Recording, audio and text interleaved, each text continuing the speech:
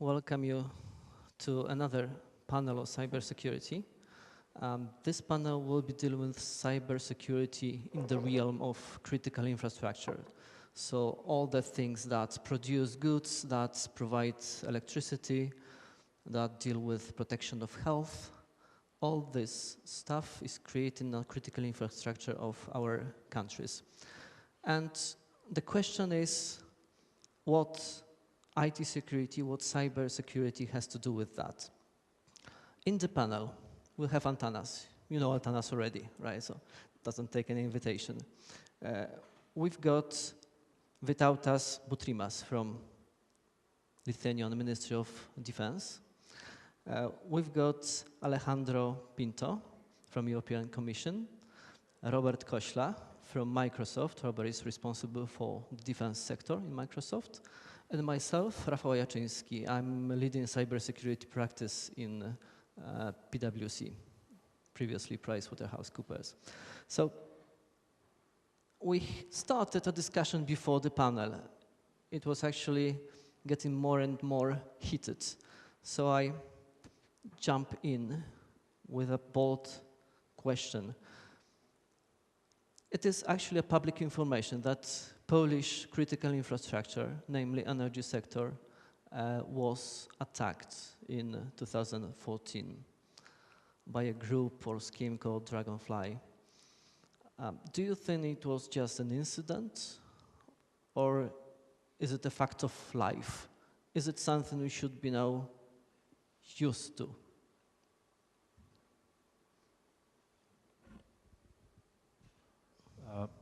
If you go back to 2010, there was a malware discovered by a Belarusian antivirus company, a report of a virus in Iran, in the nuclear enrichment facilities there. Later came to be known as Stuxnet. It was later analyzed and studied in Germany by Ralph Langner of Langner Communications, who told us about the two warheads of Stuxnet, one for the Windows side and one for the industrial control system side, the Siemens 7. And this was considered to be a highly professional job with state fingerprints on it. Since then, if you look at the Black Hat conferences, 5 courses now on Black Hat Amsterdam and so forth on attacking supervisory control and data acquisition systems. And the heading is, learn how to attack a control system like a nation state. Last year in Germany, we had a report from the Federal IT Department, BSI, of a cyber intrusion at a German smelter.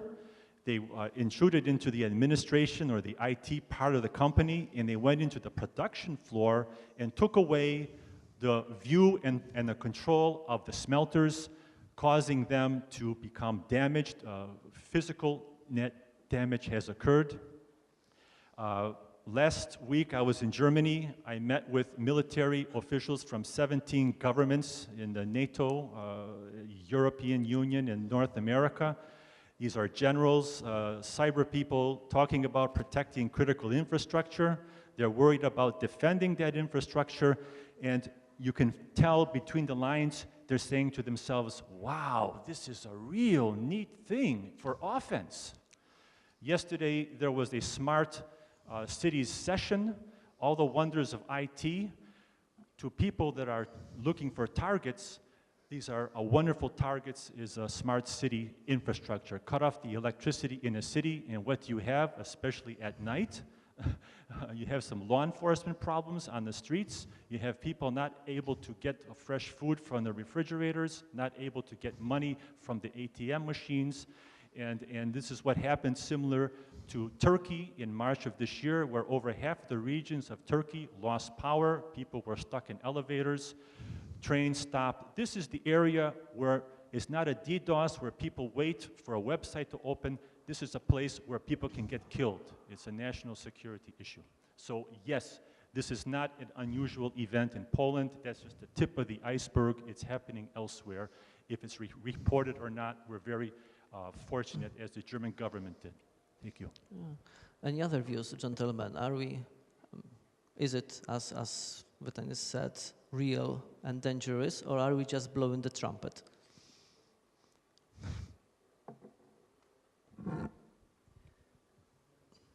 I think it really, I would not say it doesn't matter, but from the point of view of protection of critical infrastructures, the goals should be different than to know if somebody really is willing to attack you, looking for to attack you, or it was a human mistake within your company. The data we manage in the Commission, and because we are in contact regularly with the holders of critical infrastructures in Europe, is that though all these scenarios are very much predictable and okay, could happen and happens indeed, not on daily basis, but from time to time, let me also say that we don't know much about it because there are no reporting obligations from these stakeholders of critical infrastructure. But the majority of incidents nowadays are human mistakes. Human mistakes within the organizations running critical infrastructures because there is a lack of culture of risk management, there is a lack of culture of security within the companies, and on this field is where in the Commission we are trying to put forward few measures. So to reply to your questions, my concern will not be really to know what was the purpose, it will be in a later stage. My first concern will be to be prepared to react, the so-called resilience. How resilient is my organization to recover from whatever in cyber incident, no matter at first stage, doesn't matter if it is on purpose, was a human mistake, the incident itself caused economic impact, first in myself, second because I'm critical infrastructure in my country, a third in the European Union, if this incident is combined with other incidents in my neighbors' countries or so far. So the word, let's say, is resilience, how to increase this resilience within the organizations running critical infrastructures. So you are saying that shit will happen, regardless whether it was caused by intentional action or human error, and what we should concentrate on is actually what happens next to get things back to operation. Indeed, and there are important efforts on this in the European Union since 2010. In 2010, the member states ran for first time the drill called Cyber Europe, when security authorities from member states cooperate during 2 days in how to manage jointly a cyber incident impacting different member states. We celebrate ENISA, the European Network for Information Security, runs this exercise together with member states every 2 years. In the second edition of the exercise, the private sector was also involved because the private sector nowadays are still the main holders of critical infrastructures, though under the supervision of the national governments. And we will have the next one in 2016. So for the holders of critical infrastructures in the room, I invite you to contact your national authorities and to get involved in this very interesting exercise, because it really means that you will be not only engaged in how to solve the problems in your organization, but also how to cooperate with others, because we have to recognize that nowadays it's very difficult, if not impossible, to really be prepared on your own. And in particular, this kind of energy, transport, telecommunications, infrastructures. Usually when you have a problem, many others are having the same problem at the same time, or they had before the problem. Yeah, okay. We can also have two other views from perhaps European Parliament and from Robert. Robert represents now a vendor view, right? He's from Microsoft, but he's got some interest in past as well, so. Thank you very much. Actually, I spent more than 20 years working in the government, more than 10 years representing my government to NATO information assurance community. And actually, I can tell you that we talk about big things. We talk about critical infrastructure protection. We talk about advanced persistent threats, advanced persistent attacks. But actually, we should start everything from basics. You mentioned users' actions. So actually, I fully agree, because Microsoft is publishing twice a year security intelligence report. I recommend you to go to the website and find this report that covers the half a year of the trends that we see in the internet from a vulnerability perspective, from encounter rate, so the number of computers that we see infected, also the number of computers that have been cleaned using the free of charge software embedded, or antivirus software embedded into Windows right now. So when you look at this report, the quite interesting statistics says about what is the most common attack vector. And most of attacks are successful because of, in 48% of cases, user interaction. User is opening the email, user is clicking the link that is sent to him, even from unknown person. And then, of course, when we talk about advanced or sophisticated attacks, the second phase is to use malware that target or map specific vulnerability found in application or in operating system to get into the system. So when I talk about basics, the critical infrastructure protection starts from those basics, starts from hygiene, starts from software updates. We mentioned, without us mention about very, very serious attacks and also some example of attacks against infrastructure in Germany. But when you look at SCADA systems, many of SCADA systems still running Windows XP, 12 years old, 13 years old operating system. And when we compare a 12 years old operating system to the most recent types of threats addressing specific vulnerabilities just discovered, you cannot be protected against this type of threat. So software updates the first. Malware protection. When you look at security intelligence report, you will find that about 20% of computers in Europe is still not protected in any way against malicious software. I'm not talking about quality of antivirus system, but they are not protected at all. What's more, user awareness.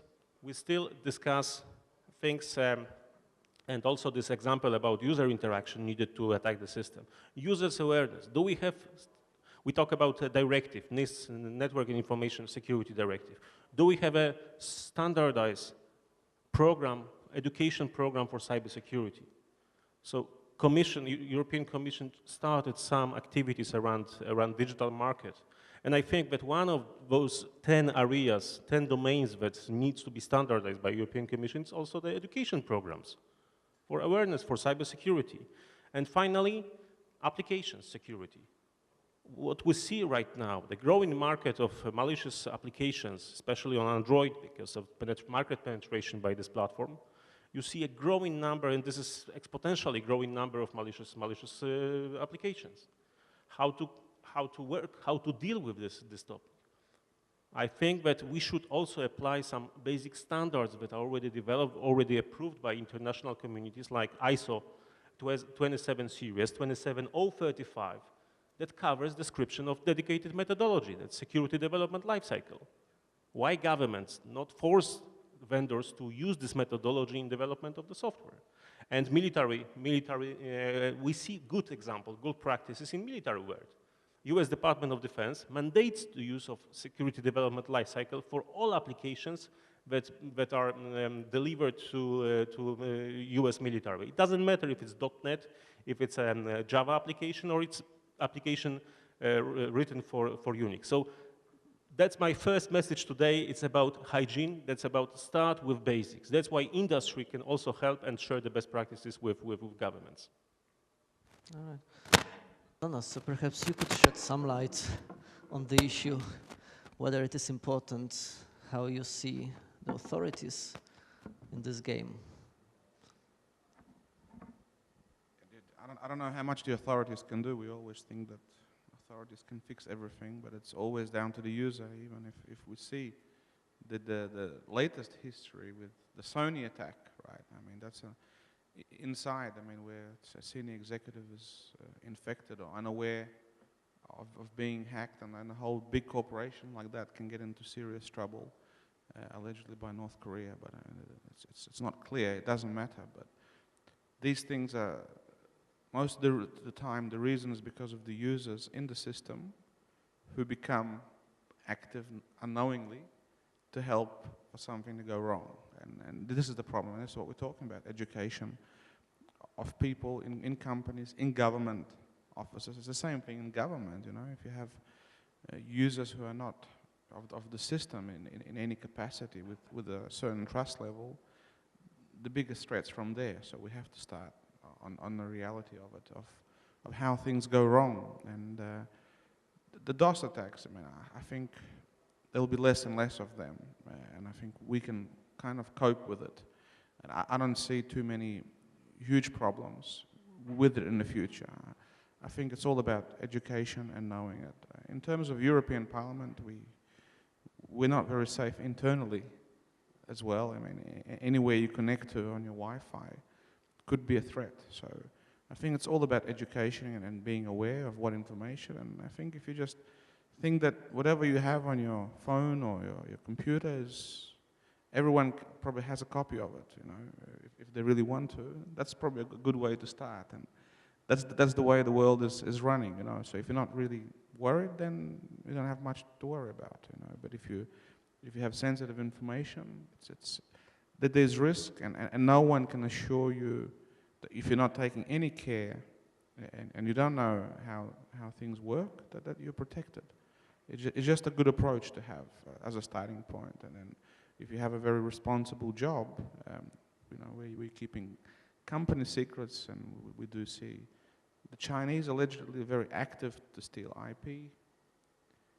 It's the same thing, they're probably active to steal IP of certain governments if they can. And it's going on all the time, you know, and there's people on both sides. If they're active in an active group, in terms of just being active to change the world the way they see it, various groups, or if it's governments like North Korea who could be active, and it's also other governments or other companies who want to get information, knowledge from people who have something developed that has a monetary value.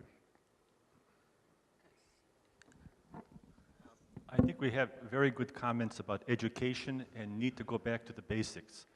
We're talking about critical infrastructure, all right? What are we really talking about, and who is doing the talking? I'm sure everyone here considers themselves to be an IT person.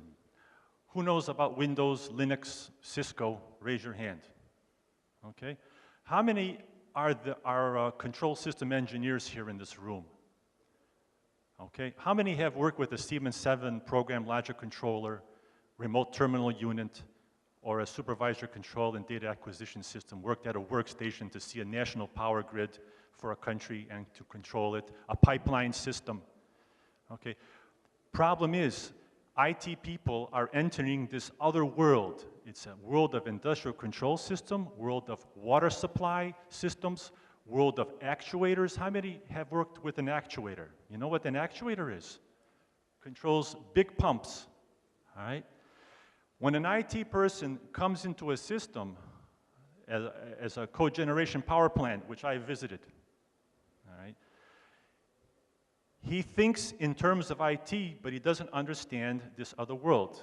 A very good example, the Hatch nuclear power station in the United States. IT guy got a job, because most of them are IT people. He comes to the workstation, and as a good IT security guy, oh, there's a computer needs a Windows upgrade. He goes to the station there, it's connected to the reactor control network, performs the upgrade of the Windows computer, and suddenly, alarm. A scram alarm is issued. A scram alarm in the nuclear industry means no questions asked, don't pass go, shut down the reactors. They were shut down for 48 hours because one computer going through a Windows upgrade did funny things on the network. Safety systems thought there was something wrong, and they shut down the reactor. Same thing happened at the Browns Ferry power station. One bad Ethernet card sent a broadcast packets across the network. The safety systems lost touch with the sensor on the pumping system of the reactor. There was nothing wrong with the pump, but the system couldn't send data that everything was okay. Unclear question, and it went down, shut down as well. This is what we're talking about.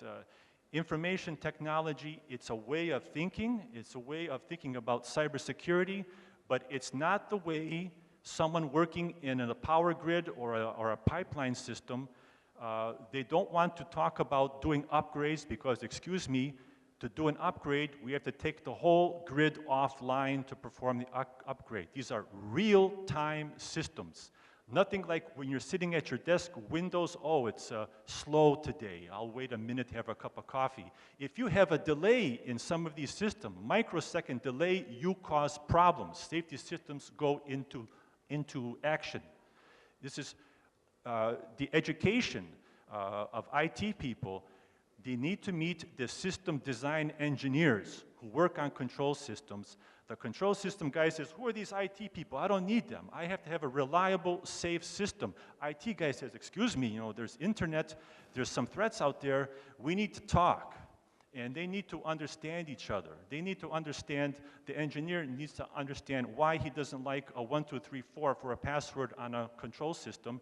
And the engineer on the control system says, we need 1, 2, 3, 4 because if we have a problem, I don't want to look up in the book what the password was changed to. We're going to have an explosion. So you have to look at security in a completely different way with an open mind.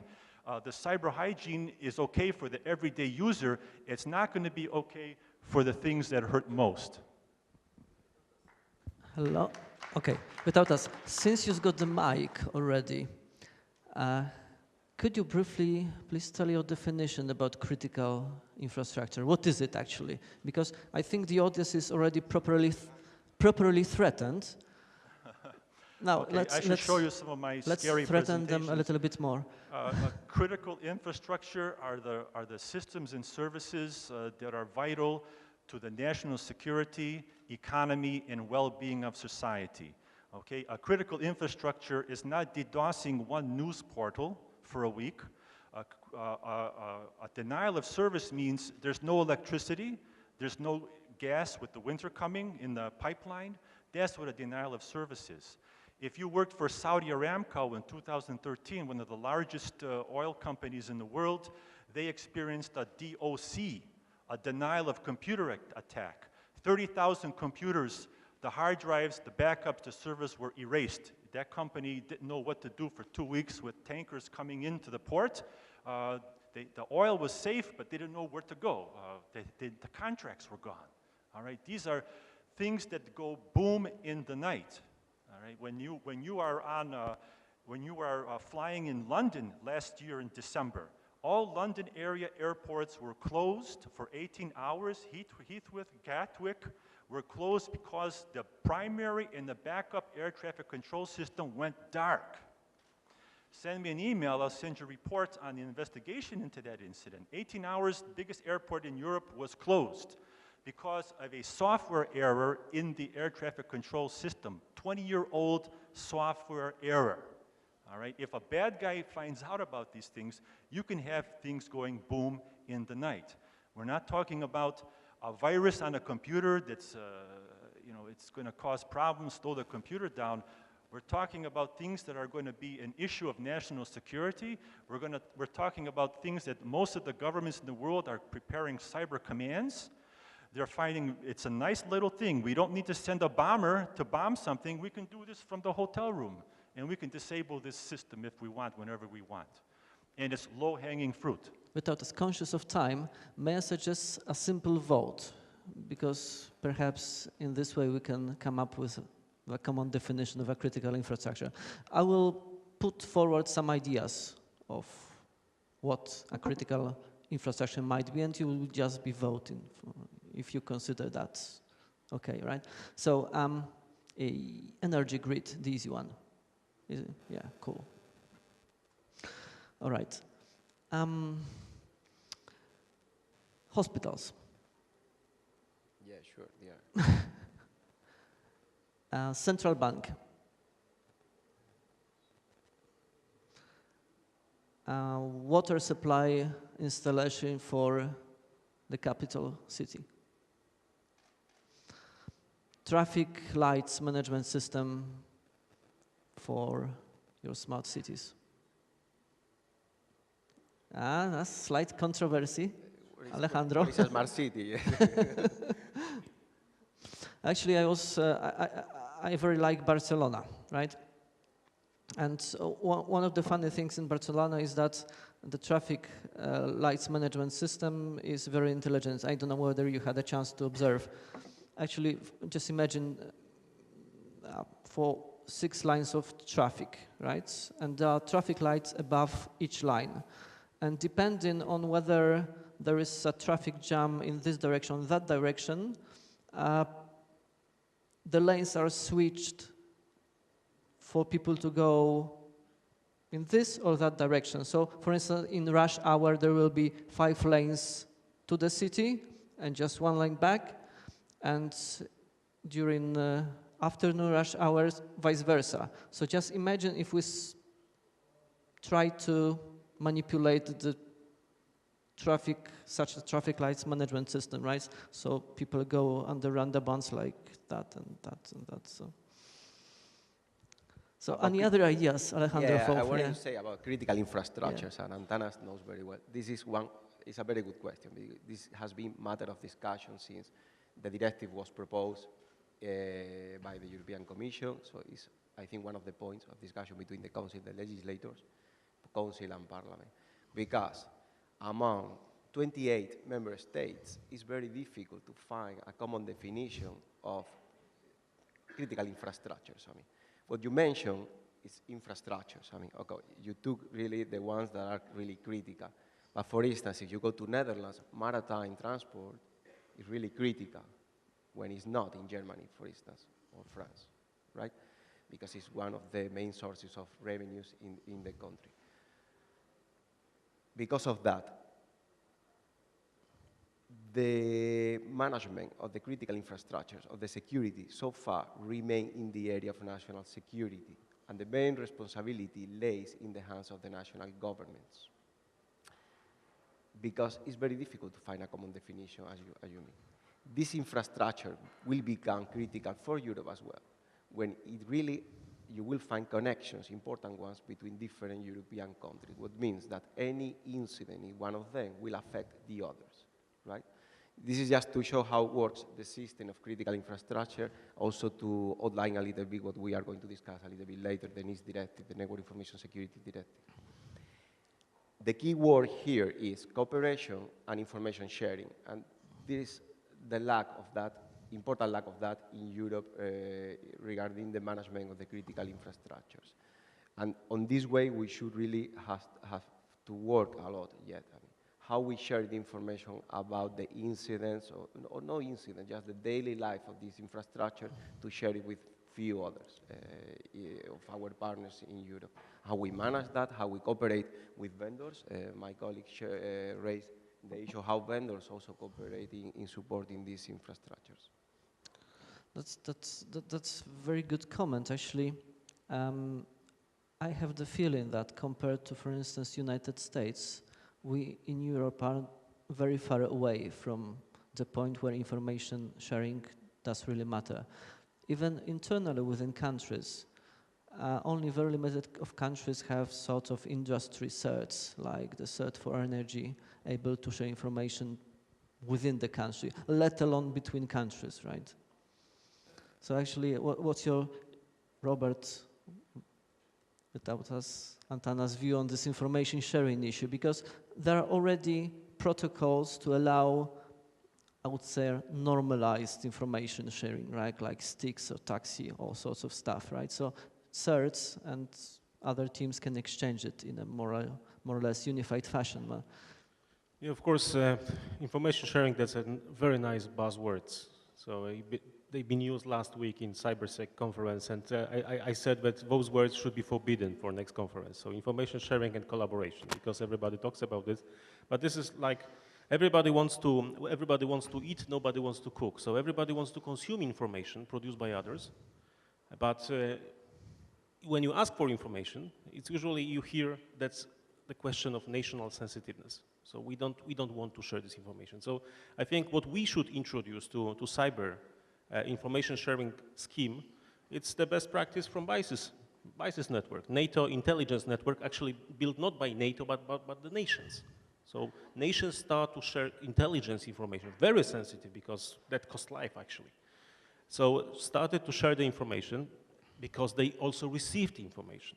So we need this type of mechanism. Of course, everything needs to be built on the trust. You cannot share the information with somebody who you don't trust. You don't know if this person will not use this information against you. So that's why Microsoft, when we initiated some programs like Microsoft Active Protection Program, where we started to share information about just discovered vulnerability, you cannot just throw this information to all the nations, because some of nations will immediately exploit this information and start to attack against other nations. So we had this type of collaboration first established after the Configure hit in 2010.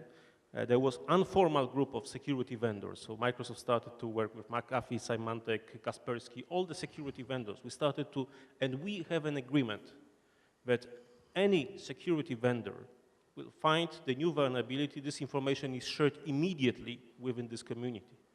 We compete on the products, but we don't compete on about the knowledge about vulnerability, because this vulnerability can hit each and every company.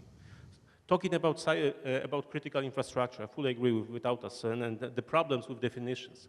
So I was running the first attempts of regulating this subject in Poland more than 10 years ago, actually. Where we even drafted the law on critical information infrastructure protection. The major problem is, of course, about definition, but then about critical infrastructure identification. We need to identify those components. We need to find dependencies between those components. So you made this voting, very good voting. So we try to find dependencies. If you hit one of the elements, how it will impact another elements of critical infrastructure. Then threat analytics. What kind of threats for specific type of critical infrastructure? And finally, what is missing right now, and I don't know any nation that have this capability, situation awareness. There is no country that have a full situation awareness what's going on in critical systems in the country. The information is isolated. There are islands of information, there are silos of information. There is no coordinated view on this. And finally, what we need also for critical infrastructure, exercises. Good practices started by European Union, practice started by NATO as well, when crisis management exercises been extended also to cover cyber components. We have also good national examples, and I can just call one of the exercises run in Poland in 2012. It's called CyberExe. It was not run by a government institution. It was run by NGO, by Security Cyberspace Foundation. And this exercise was actually covering the telco, gas providers, and energy providers. And we got also participating law enforcement, military forces. Great example of exercise. I recommend you to go to the website and find the report from this exercises.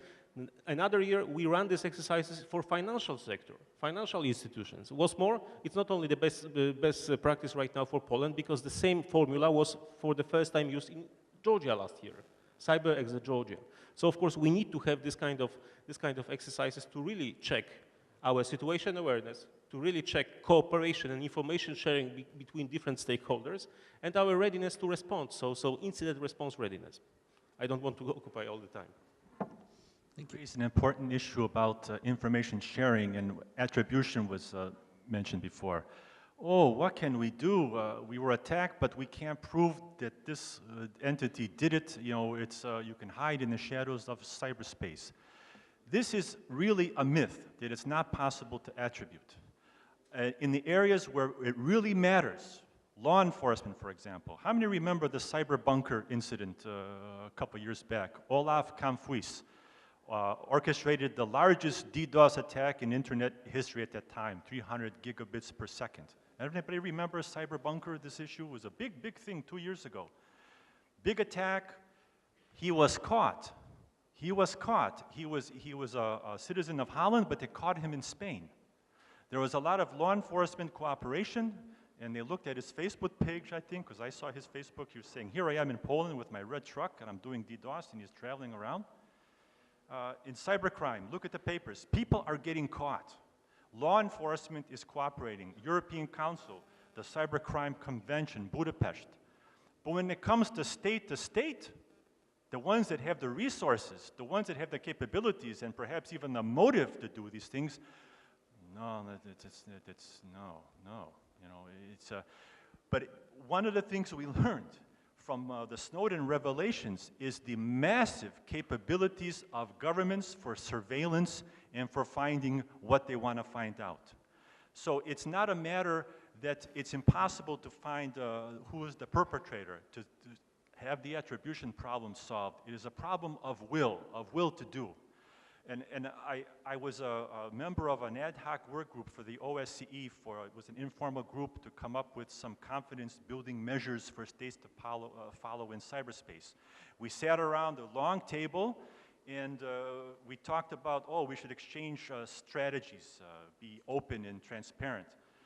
I raised my hand, I go, let's try to come up with something that states in peacetime should refrain from malicious activities in each other's critical infrastructure. Stay out of financial systems, stay out of energy, things that are interrelated that the attacker will probably feel the effects himself.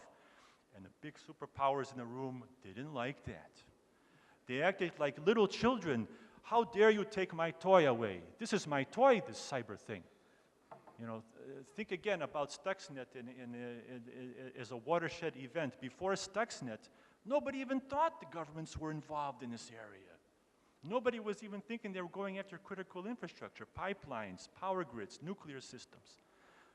Stuxnet opened people's eyes, say, this is a nice thing. I can do this and I can get away with it, and no one's been taken to court for Stuxnet. No one's been taken to court for Saudi Aramco.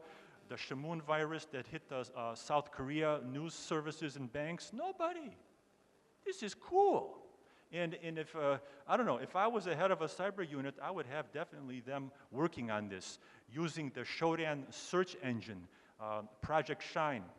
Highly recommend looking at Project Shine. 2 industrial control system engineers use the Shodan search engine to prove, is it or is it not true that critical infrastructure is connected to the internet?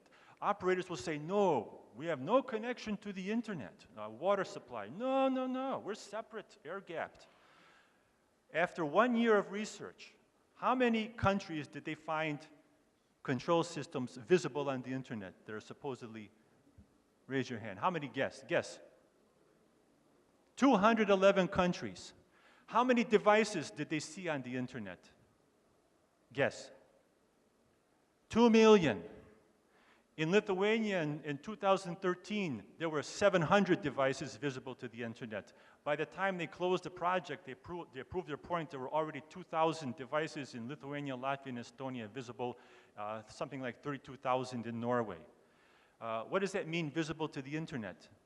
It means you left your window open in your house, you left your door open in your house for anybody to go in. It's an invitation. And you look at, how many have heard of Dan Tentler? Anybody follow his Twitter feed? Dan Tentler. Okay, he's been using Shodan too. He's a hacker, all right? And he's saying, look, I'm in Italy. I have a control system for a heating plant. I can press the buttons. Or look, I am at a hockey rink. I'm in the refrigeration unit controls. I can close the game. I can melt the ice. I mean, this is what we're talking about. We're not talking about slow computers, denial of service, botnets. We're talking about intrusions and taking away the view and control of a critical process from a responsible operator. That's what we're talking about. And that's what's missing in the IT mentality. They don't understand this industrial control system world. They've never seen a Schneider Electric program logic controller. They've never seen it. They will know Windows, they know Cisco, but this they don't. And the national certs don't know this area either. They know Windows, they have diplomas, they don't know what to do in a pumping facility for a power station or a pipeline. This is missing knowledge, missing attention, and these are targets that are known by governments with the resources and the capabilities to use them. Just to add some context, and perhaps Atanas would have a view on that, because without us is naturally Ministry of Defense. Robert is ex-Polish Special Services. So quite naturally we are thinking about the critical infrastructure in the context of nation-sponsored threat actors, right? So one country attacking another, basically China attacking all the world, etc., right? But pretty recently, it was disclosed by the German government IT department that, in fact, one of the steel mills was attacked, and as a result of cyber attack, the main oven of this steel mill was destroyed, right? It doesn't really fit into the profile of nations, state actors. Was it a competition? What do you think? It's difficult to say, but I guess if we really wanted to know, we would find out. Unfortunately, a lot of the time when it's a private business or a public even, I mean, you always have an interest to hide who did it, because then or even admit that there's a problem. And this is another issue that we have in terms of mandatory reporting. When there are incidents and obviously sharing of information between member states, it's a matter of trust. And unfortunately, Lithuania and the Baltics sometimes don't have enough trust for particular reasons from other countries who already have a lot more knowledge how to deal with certain types of issues. So these are things that do need to be solved, and obviously with the NIST directive that we've been trying to get an agreement on for years and years. Hopefully that will help, but you know, it's also a matter of each country cooperating and trusting each other.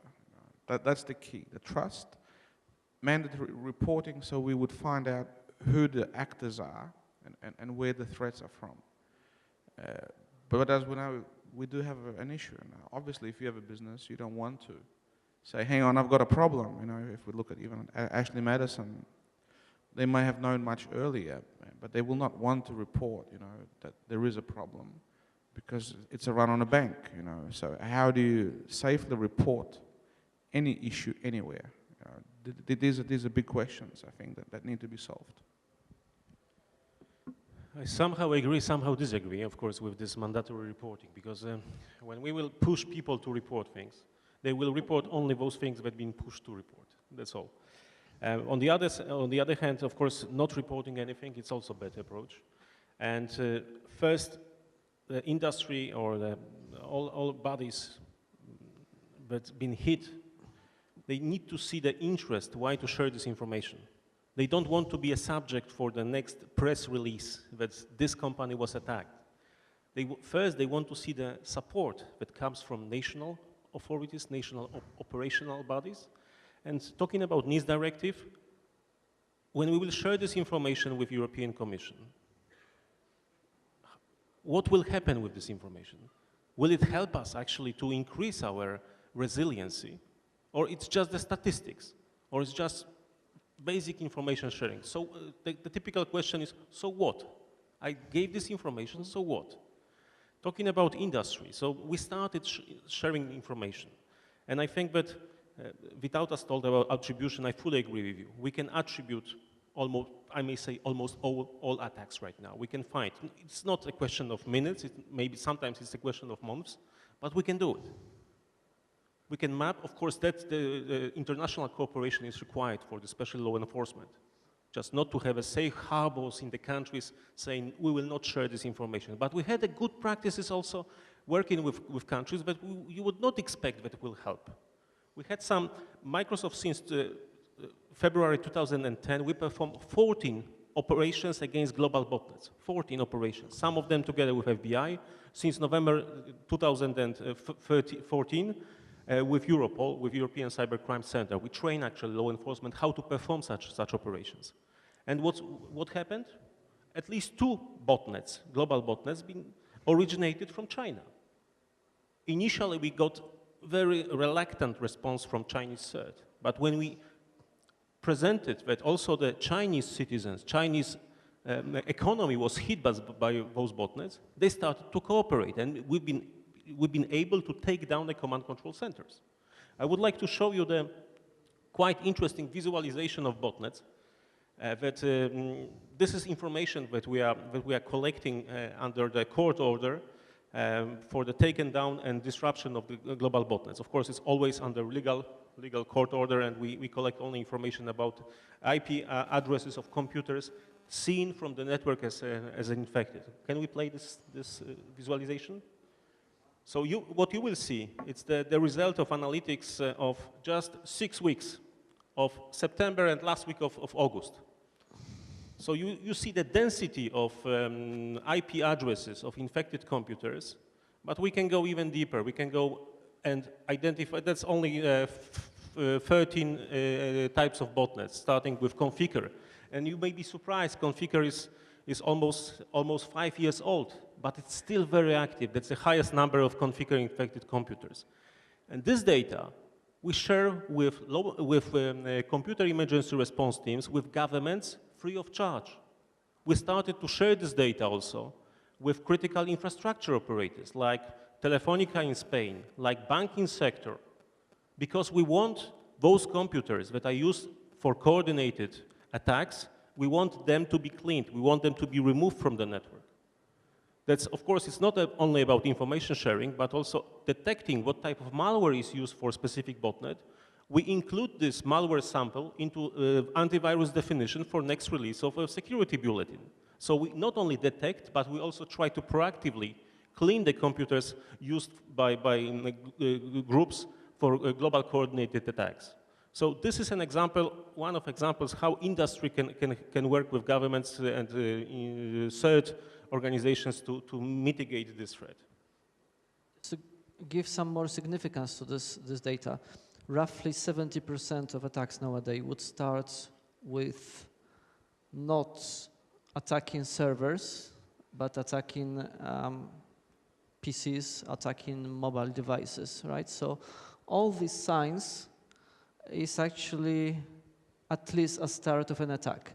And not exactly all these botnets members are your personal PCs, which are not, I would say, protected adequately, right? Quite a lot of these botnet members are PCs within corporate networks, within critical infrastructure networks. So that's how it looks in reality. We've got some time for questions from you, either relevant to the topic or not relevant to the topic. So please. Yeah.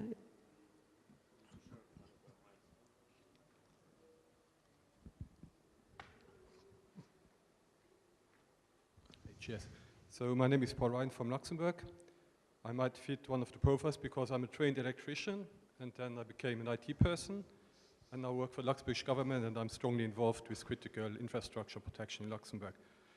So there are a few things to say. Basically, what I did miss in this presentation, which I really liked, but mainly is responsibilities of the software vendors. We had served from Microsoft, and even if I would run the SCADA system in Luxembourg now and it would be on Windows XP, I could not patch it because Windows took the decision not to support Windows XP anymore.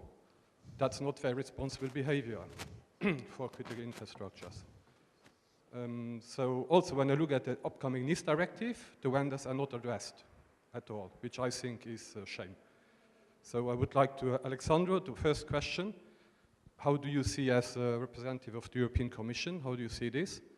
And also to the guy from Microsoft, what could vendors do to be more responsible in critical infrastructure? Thank you. Yeah, thanks for the question, because I was indeed after the discussion about to address the same, more or less the same issue, so thank you very much. How do you think we are going to create this trust we are speaking about here? We have been working on critical infrastructure, cybersecurity since a while ago. I mean, the public administration in general, what we do is wait to see, well, it depends, the government, but we wait to see if the market solves the problem themselves. And only after, when we see that after many years, we still have the same problems, also lagging a little behind regarding other countries in the world, we take action. So the NIST directive, what is behind all of that is we go a little bit beyond the details of the directive, is to create this layer of trust in Europe. Because we say, like, information sharing, incident reporting, how are you going to trust somebody when the other has not the same obligations as you have? If I buy products from a vendor, I want to know what are the obligations for this vendor. So in my view, and this is my expert view, vendors should be obliged by the NIS directive, and this is not so clear yet.